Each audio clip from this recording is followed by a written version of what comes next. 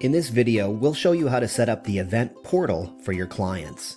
First, log into your management system and go to the Events tab. Scroll through your list of upcoming events and locate the client for which you want to set up the event portal. Click on the icon to the right to edit their event details. Now in the upper right corner, click the key icon. Now you'll set up a password for your client. This can be anything that you want, and the client always has the opportunity to change the password later if they want. So you can set it to something easy initially like their last name, or maybe the month they were born. It's your decision. We'll put in testing. Next, we specify the lockout period. This is the number of days before the event that you want to lock out the client from being able to edit any other forms, such as their planning form, timeline, and even their request list.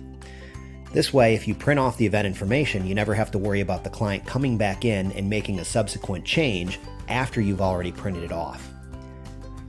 Most service providers select around 5 days to a week.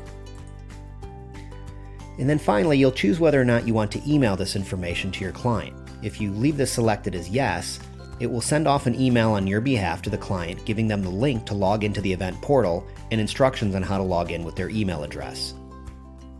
Due to security precautions, the password cannot be included in that email, so you'll have to either send a separate email to your client with the password or call them or text them with that information.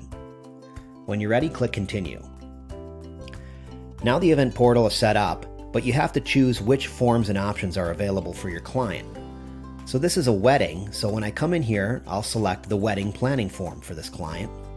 I'll also select the wedding timeline, and I want my client to be able to make music requests, so I'll activate the music playlist.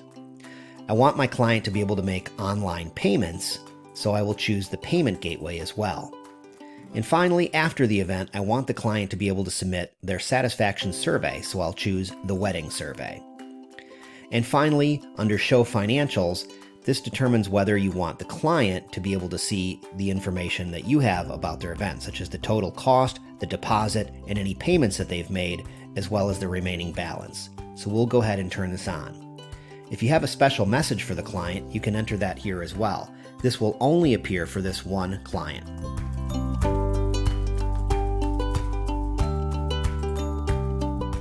And that's it. This event portal is now set up for the client. From here, you have a couple options.